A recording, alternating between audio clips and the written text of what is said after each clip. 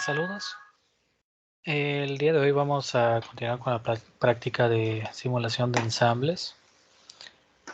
Para poder continuar con esta práctica, lo único que necesitamos es ya tener el ensamble, como se ve aquí en su pantalla. Podemos notar que ya tienen todas las relaciones de posiciones, aquí están. Entonces, lo único que tenemos que hacer es pasar este ensamble directamente a una simulación estática. Entonces vamos a pasarla. El nombre de la simulación no es importante ahorita. Y lo único que hacemos es empezar a configurar. ¿Qué es lo que tenemos que configurar? Bueno, nuestro checklist nos está diciendo que tenemos una serie de partes. Si estas partes ya tienen precargado el material desde el dibujo, van a conservar esas propiedades. Pero para que esta simulación se pueda llevar a cabo y aparte requiera un poco menos de tiempo de cálculo o de procesamiento para resolverse, necesitamos facilitarle a la simulación los cálculos, o sea, reducir la cantidad de cálculos que pueda realizar. Entonces lo que podemos hacer nosotros es no manejar todo el elemento, todo el ensamble, como si fuera un sólido, sino que podemos hacer elementos de vaciado que son, digamos que placas que tienen un espesor. Esas placas se pueden ver con un espesor infinitesimalmente pequeño, o sea, se ven algo como unas laminitas que no tienen espesor, pero el software le aplica un espesor definido por nosotros y esto ayuda a reducir los grados de libertad y por lo tanto reduce los cálculos en los elementos que vamos a seleccionar. ¿Cuáles son los elementos que nosotros tenemos que hacer placas o elementos de vaciado? Todos los acordeones. Entonces, si yo me posiciono sobre el acordeón y le doy clic derecho, voy a notar un administrador de vaciado, un Shell Manager, el cual yo puedo abrir. Y en este Shell Manager voy a poder seleccionar todos los elementos o las caras de los elementos que yo quiero convertir a esos elementos delgados o shells o también elementos de vaciado. Incluso hasta seleccionando el material, ¿no? Ya tiene precargado el material, pero vamos a de una vez seleccionar este hierro dúctil. ¿Qué cara quiero hacer? Bueno, vamos a convertir primero este acordeón. Necesito seleccionar como características delgado, thin, y necesito que a partir de esta cara haga una superficie desde el centro, desde esta cara hasta la otra cara. Y el espesor es importante. En este caso el espesor que nosotros vamos a manejar es de 2 milímetros porque este sólido tiene un espesor de 2 milímetros. Si no sabemos ese espesor, podemos utilizar la herramienta de evaluar, medir. Selecciono las dos caras y aquí me dice prácticamente que tengo 2 milímetros, entonces es correcto.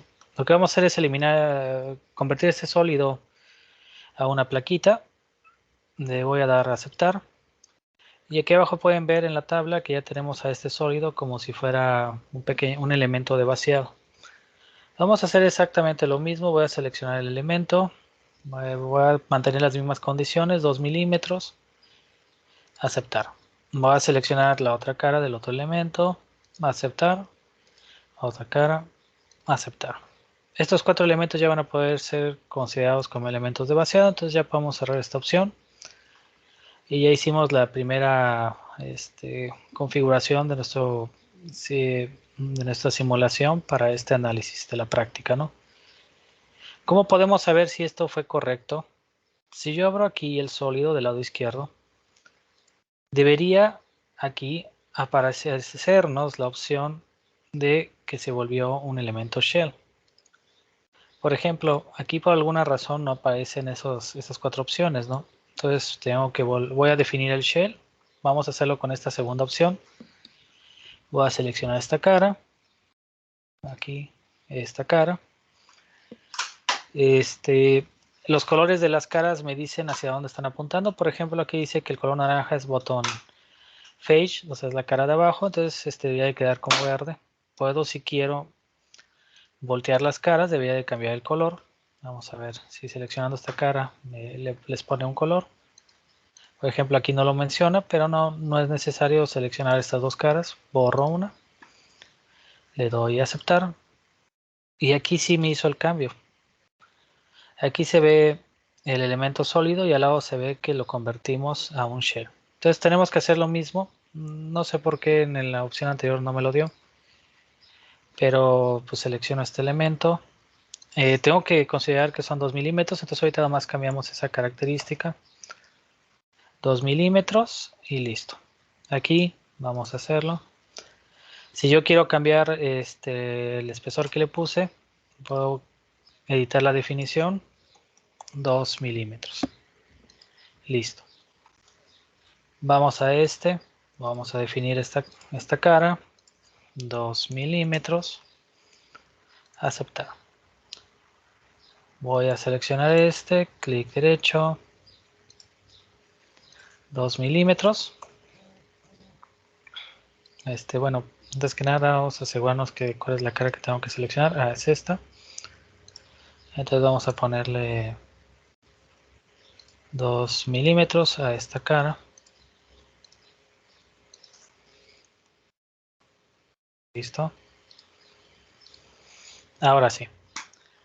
Ahora, si yo me meto al Shell Manager, al administrador de estos elementos, puedo hacer de inmediato los cambios sin necesidad de seleccionar uno a uno, ¿no?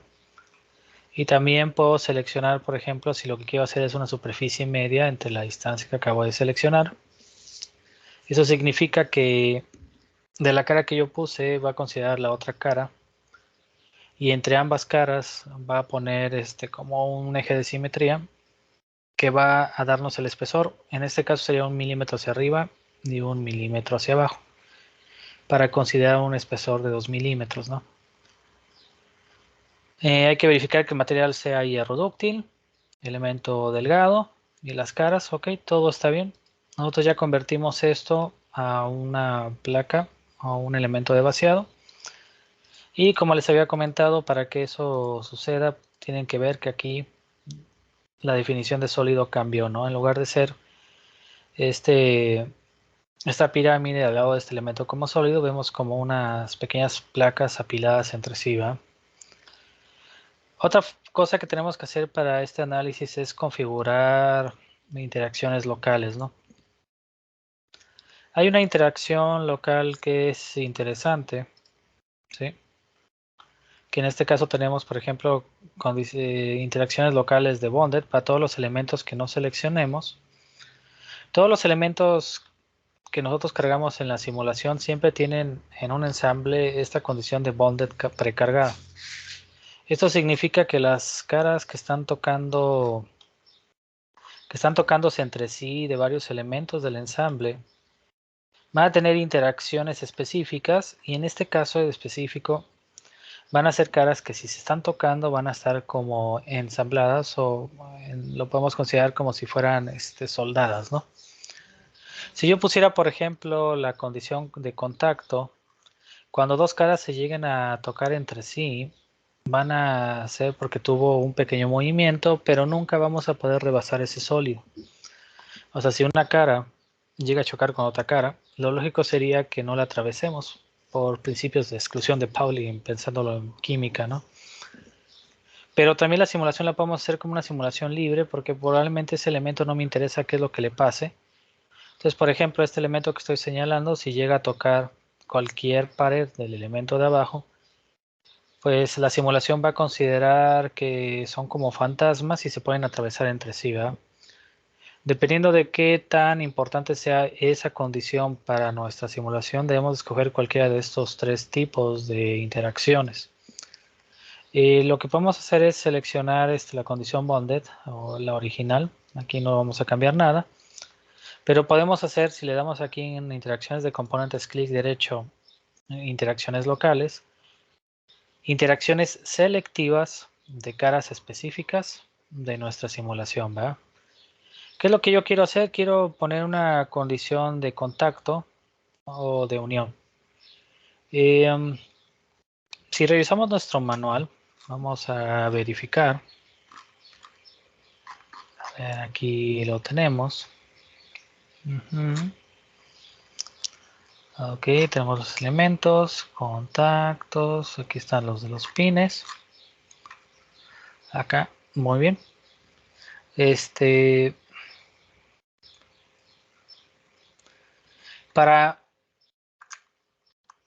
Vamos a poner la imagen. Para que esta simulación les salga a ustedes, deben de tener una interacción de contacto entre las caras internas de este slot y las caras del soporte. Ese es el nombre de la pieza que pusimos, ¿no?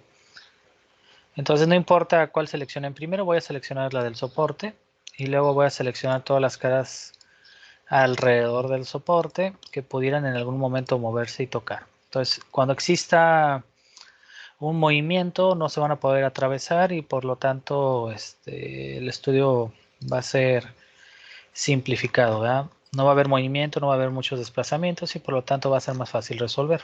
Entonces voy a poner esto porque estoy haciendo exactamente lo mismo que acabo de hacer, de poner una interacción local, pero para la otra parte de mi soporte. Entonces ustedes van a poder ver lo siguiente. De entrada, cuando entran a la simulación estática, todos los ensambles van a tener una interacción global de un ensamble bonded o de soldado, lo cual va a significar que las piezas no se van a mover entre sí. Si se tocan las caras, ahí se van a quedar. Pero si las piezas necesitan tener algún tipo de movimiento y pues en algún momento van a tocar una cara de algún elemento distinto de otra pieza, lo que podemos hacer nosotros es solamente a esa región en particular del ensamble colocarle una interacción específica. El único problema es de que a veces al poner muchas interacciones, las interacciones pueden aumentar el tiempo de cálculo de su simulación. Entonces hay que tener cuidado. Si en un caso necesitamos poner muchas interacciones a elementos que no nos sirven para la simulación, lo mejor que podríamos hacer es cortar, eliminar parte del ensamble y solamente dejar las zonas que nos interesen para que los cálculos solamente estén enfocados ahí y por lo tanto pues tengamos más rapidez en la solución, ¿verdad? Bueno, vamos a dejar este contacto, ya expliqué este concepto. Ahora vamos a explicar otro concepto que tiene que ver con interacciones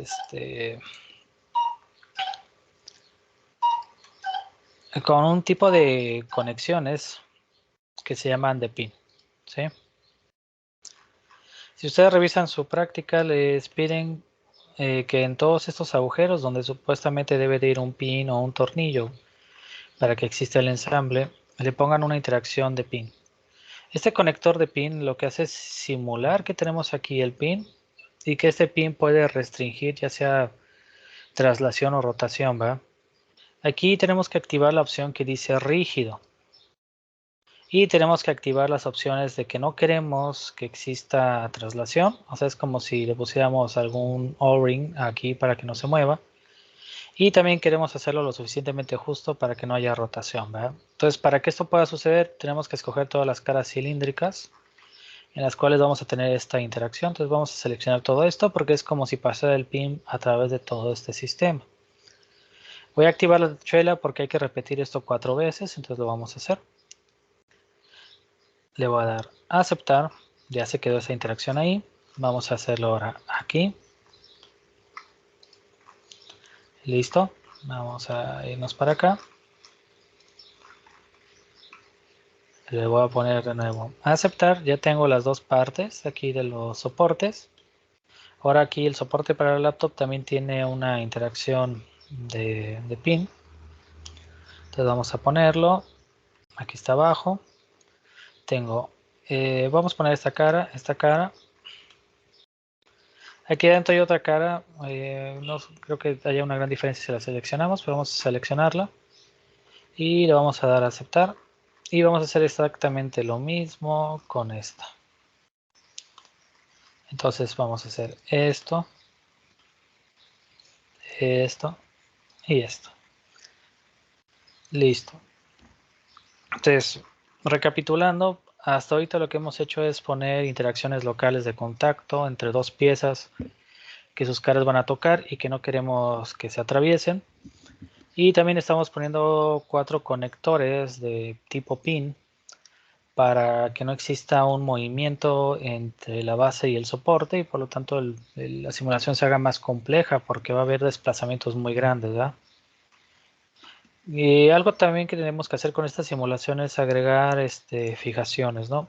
Esto está flotando en el espacio y aunque tengamos una zona, una pieza fija que con respecto al video anterior debería de ser la pieza izquierda, de todos modos no está de más poner fijaciones de estas de geometría fija, porque así vamos a impedir la rotación y la traslación de estos dos elementos, ¿no?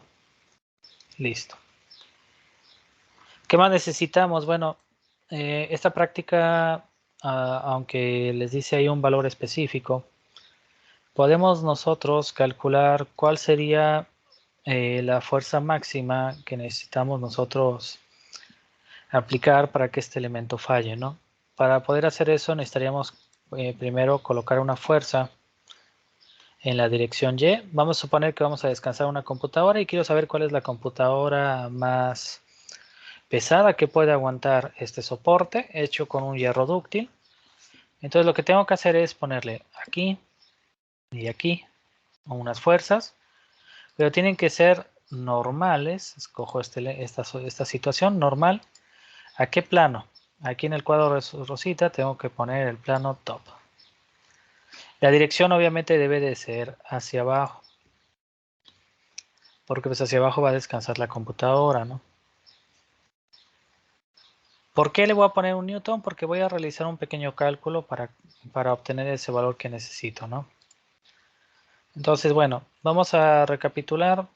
Ya tengo interacciones globales, locales, conectores de pin.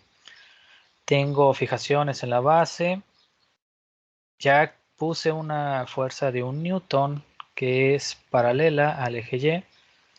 Vamos a poner nuestro mallado. El mallado que les pido en este caso va a ser fino y con malla basada en curvatura. Los demás valores son al gusto, pero lo pueden dejar así, no hay ningún problema.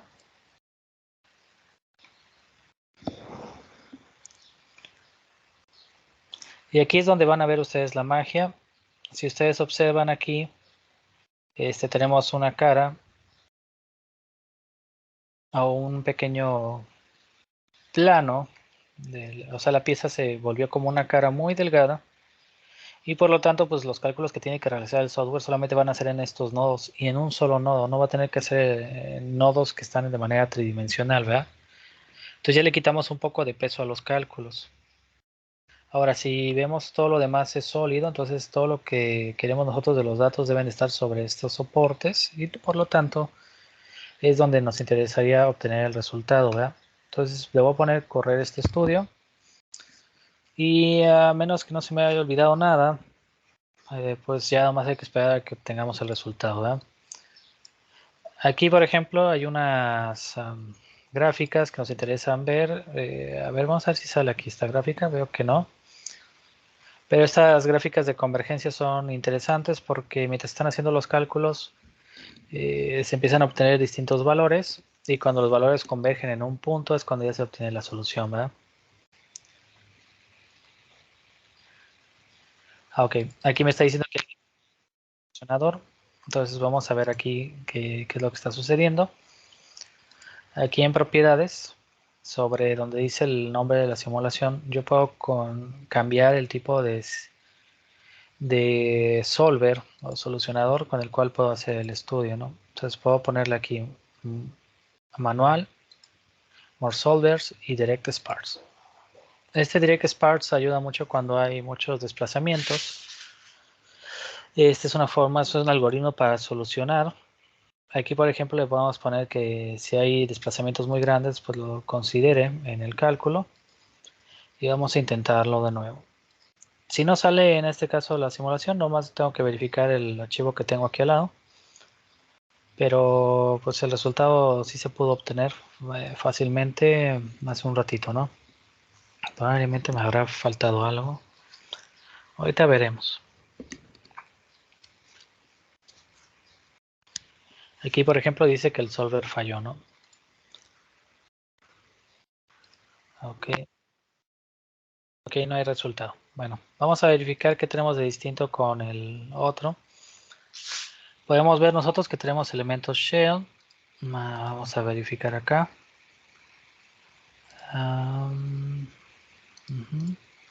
También tenemos los elementos shell. Entonces vamos a cerrar lo de las partes. Tenemos conectores de pin. Hay 4 conectores. Hay interacciones locales. A ver, vamos a ver las interacciones locales. Aquí las puse de contacto. Eso es correcto. Y las interacciones globales se pusieron como bonded. Vamos a ver si las tenemos aquí como bonded. Sí, están en bonded. Tenemos fijaciones en la parte de abajo. Una fuerza. Y aquí, por ejemplo, vamos a ver si sale. Aquí lo puse automático con desplazamiento largo. Ahora vamos a ver qué es lo que sucede. Esperemos que no sea un bug del software. Pero pues el resultado sí se estaba obteniendo.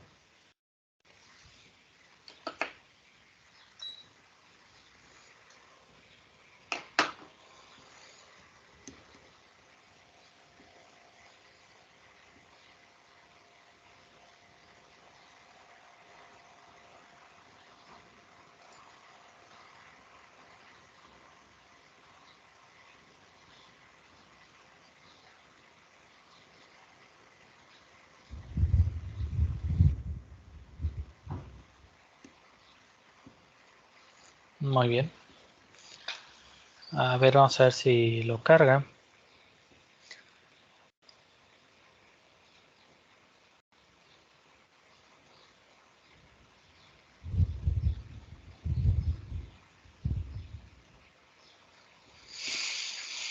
Eh, Ahorita lo que van a ver ustedes es que el tiempo de solución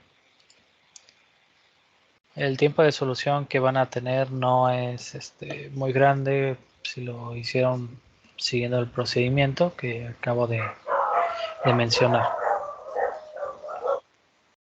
Muy bien. Entonces aquí lo que ustedes van a obtener es un resultado donde se va a decir que sobre todas las caras, que por cierto, eso es algo que mencionar, ¿no? Aquí yo les puse un newton sobre cada una de las caras,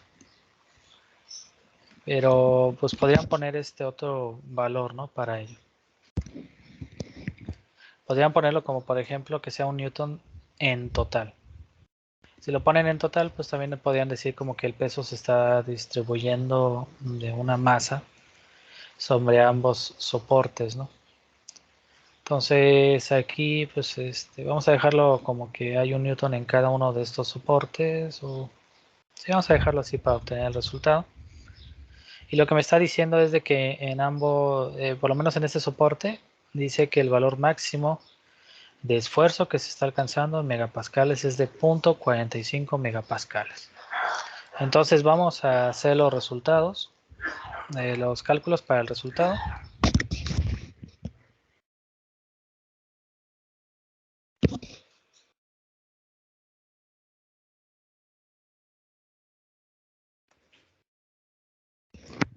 Ustedes lo único que tienen que hacer es agarrar el valor del esfuerzo de cedencia, yield strength, o la resistencia a la cedencia. Aquí para el hierro dúctil es de 551 megapascales. Y lo tienen que dividir entre el mayor esfuerzo que obtuvieron en su estudio. Esto les va a dar un valor de 1225. Esto significa que si ustedes aplican 1225 newtons o 26, sería lo más correcto, sería la cantidad de newtons que necesitan para que esta pieza fracture. Vamos a ver si es cierto eso. Voy a primero hacer la gráfica de factor de seguridad. La voy a poner. Le voy a decir que me muestre las áreas que están por debajo de 1, porque las áreas que están por debajo del 1 pues deberían de marcarse en rojo y son las zonas que pueden fracturar, ¿verdad? Entonces, quiero que veamos esto. Si yo volteo la pieza, no hay ninguna zona por debajo de 1, porque también cuando estaba calculando este diagrama, me dijo que el mínimo valor de factor de seguridad que se obtuvo en esta pieza es de 1.24.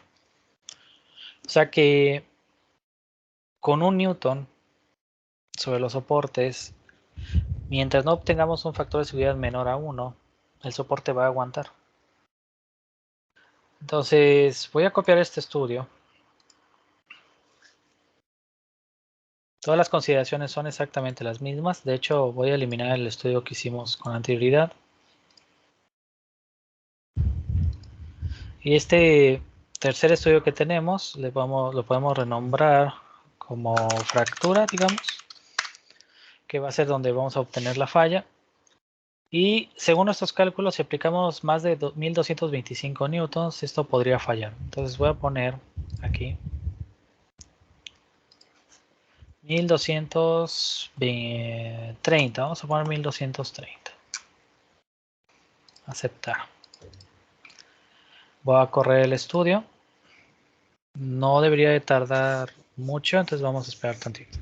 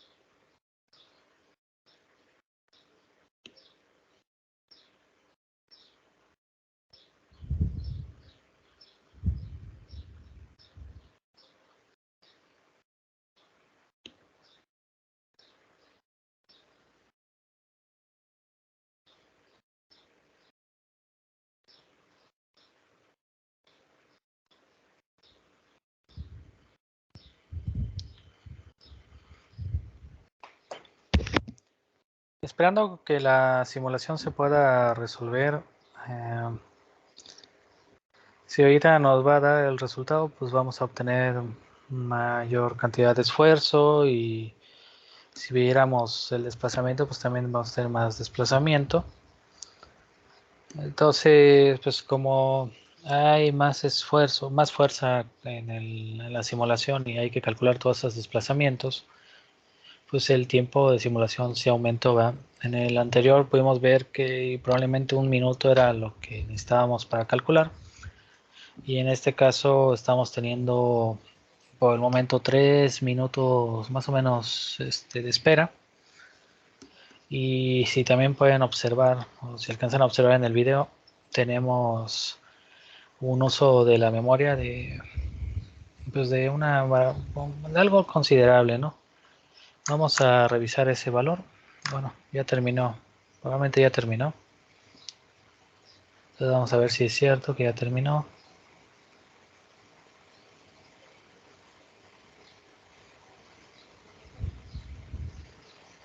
Dice que está resolviendo. Vamos a ver. los contactos.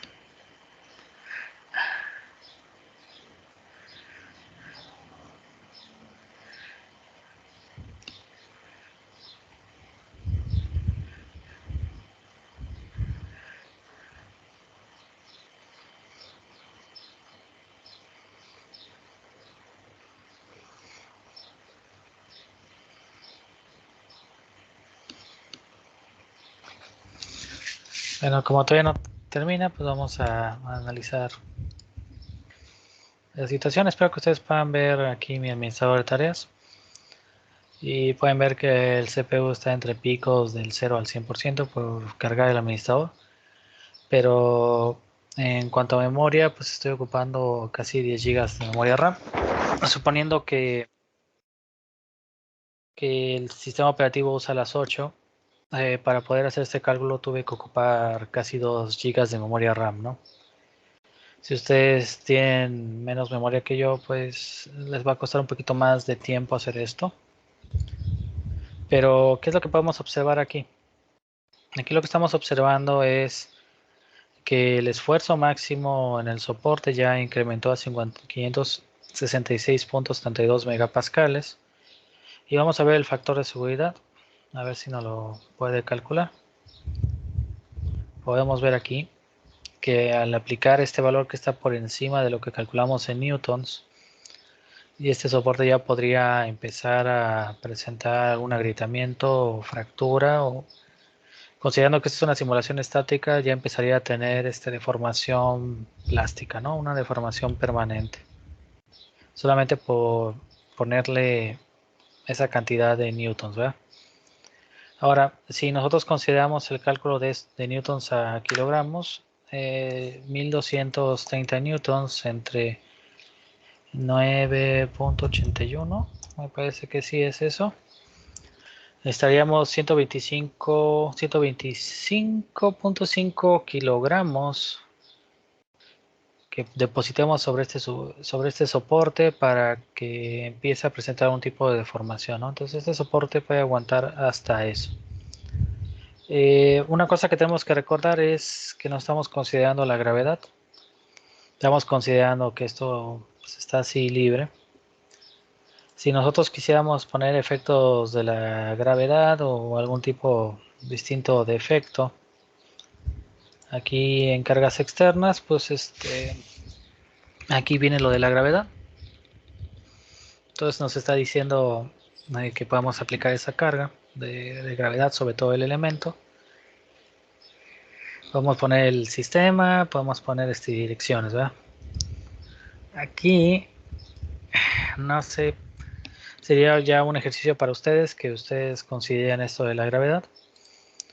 Entonces, si quieren ver el resultado de ello, pues les invito a que lo hagan, ¿va? Otra cosa, con los resultados que tenemos ahorita, voy a suprimir la gravedad que puse ahorita. Lo que me interesaría es de que ustedes hagan el diagrama de esfuerzos, stress plot, en megapascales para el esfuerzo normal en Y, usando top plane.